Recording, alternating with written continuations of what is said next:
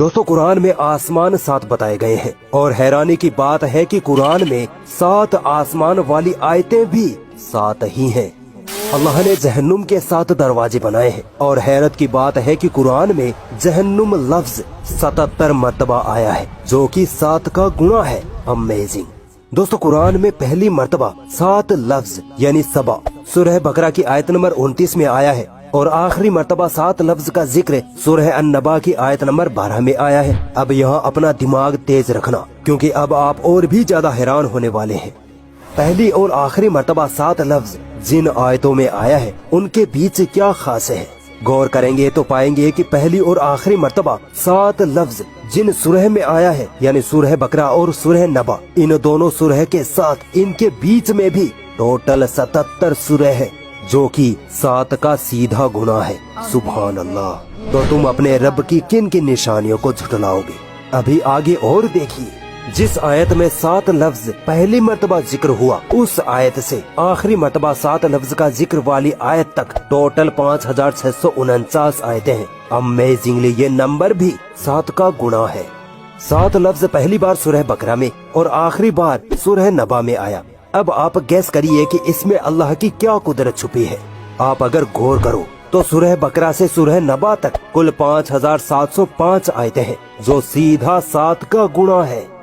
पहली मर्तबा जिस आयत में 7 लफ्ज का जिक्र आया, उससे पहले टोटल 35 आयतें हैं, 7 सूरह फातिहा की और 28 सूरह बकरा की। ये 35 नंबर भी 7 का गुणा है। और आखिरी मर्तबा जिस आयत में 7 लफ्ज का जिक्र आया यानी सूरह नबा की आयत नंबर 12 है। इस आयत से पहले कुरान में 5684 आयतें पढ़ती हैं। हैरानी की बात है कि ये नंबर भी 7 का मल्टीप्लाई है। क्या अब भी लोग यही कहेंगे कि ये सिर्फ कोइंसिडेंस है? तो फिर आओ और सुनो। कुरान में आदमी लफ्ज 24 बार आया है, तो वही औरत लफ्ज भी 24 बार ही आया है। दुनिया लफ्ज 115 बार, तो आखिरत लफ्ज भी 115 बार। 88 मर्तबा फरिश्ता लफ्ज, तो जनाब 88 मर्तबा ही शैतान लफ्ज का इस्तेमाल हुआ है। 145 बार जिंदगी लफ्ज, तो 145 बार ही मौत लफ्ज का जिक्र कुरान ने किया है। क्या अब भी यही कहोगे कि कुरान अल्लाह का कलाम नहीं है? हदीसों के मुताबिक ज़कात देने से मालो दौलत में बरकत होती है, यानी ज़कात और बरकत लफ्ज का एक दूसरे से कनेक्शन है। अब देखिए कुरान में ज़कात लफ्ज 32 बार आया है, तो वहीं बरकत लफ्ज भी 32 बार ही आया है। इबलीस जो सारे शैतानों का सरदार है, कुरान में इबलीस लफ्ज 11 बार आया है। हैरानी की बात है कि कुरान में इबलीस से पनाह मांगने का जिक्र भी 11 बार ही हुआ है। दोस्तों हम पर जब कोई मुसीबत आती है और जब अल्लाह ताला उस मुसीबत को हम पर से टाल देता है, तो हम अल्लाह का शुक्र अदा करते हैं, है ना। अब देखिए कुरान में मुसीबत लफ्ज 75 मर्तबा आया है, तो शुक्र लफ्ज भी 75 मर्तबा ही जिक्र हुआ है। क्या कोई इंसान इतनी बड़ी किताब में इतने अमेजिंग न्यूमेरिकल कैलकुलेशन कर सकता है, वो भी 1400 साल पहले? अगर अब भी कोई डाउट है तो आओ और आगे ले चलता हूँ। एक साल में कितने महीने होते हैं? 12। और 12 महीनों में दिन कितने होते हैं? 365। ठीक है, अब आइए कुरान मजीद की तरफ। कुरान में महीने लफ्ज का जिक्र एग्जैक्ट 12 बार आया है और दिन लफ्ज का जिक्र एग्जैक्ट 365 बार आया है। जितने महीने उतनी बार जिक्र, जितने दिन उतनी बार जिक्र।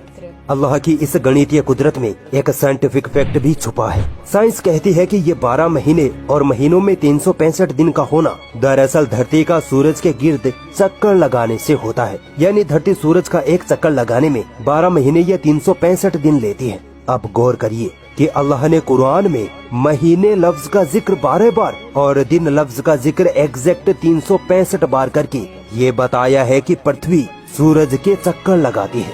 सुभान अल्लाह। सोचो अल्लाह ने ये बात 1400 साल पहले ही कुरान में लिख दी थी, जब साइंस का कुछ अता पता भी नहीं था। तो बताओ तुम अपने रब की किन किन निशानियों को झुठलाओगे? मुझे पता है इनकार करने वाले लोग अब भी यही कहेंगे कि कुरान अल्लाह का कलाम नहीं है। तो चलो एक और अमेजिंग न्यूमेरिकल मिरेकल आपके सामने रखता हूँ, इसको जरा झुठला के दिखाओ।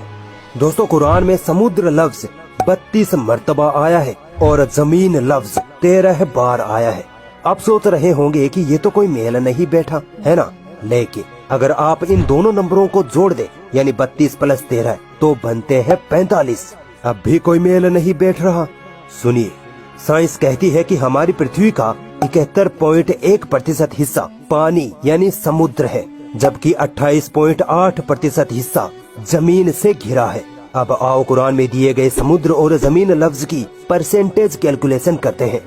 दोनों नंबरों को जोड़ने पर बनते हैं 45। ठीक है, समुद्र का प्रतिशत निकालते हैं।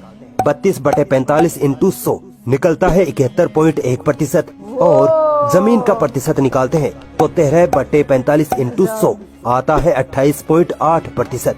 ये दोनों एग्जैक्ट वही प्रतिशत है जो आज हमें साइंस समुद्र और जमीन के बारे में बताती है। अल्लाहु अकबर। तो क्या अब भी कोई है जो अल्लाह की इस गणितीय कुदरत को झुठला दे? नहीं झुठला सकता। अगर कोई डाउट लगता है तो कुरान में ये सब चेक कर सकते हो। पूरी दुनिया इस कुरान में गलतियां ढूंढने में लगी पड़ी है, मगर आज तक एक जर्रा बराबर भी गलती इस कुरान में नहीं ढूंढ पाई, क्योंकि ये किताब उस वाहदहू ला शरीक की तरफ से है जिसने इस दुनिया को थाम रखा है, जिसने इंसानों, जिन्नों, जानवरों, पहाड़ों, समुद्रों, हवाओं सबको पैदा किया। वही हर शह को कंट्रोल करने वाला है। वही जिसकी तरफ हमें लौट कर जाना है, वही अल्लाह है।